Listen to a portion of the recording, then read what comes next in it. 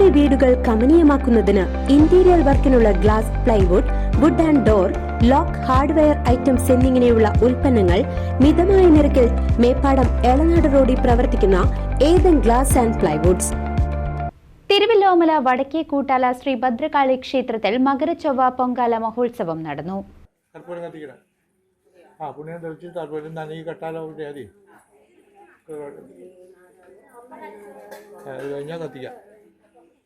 തിരുവല്ലോമല വടക്കേ കൂട്ടാല ഭദ്രകാളി ക്ഷേത്രത്തിൽ മകരച്ചൊവ്വയ്ക്ക് നടത്തിയ പൊങ്കാല ഭക്തിസാന്ദ്രമായി.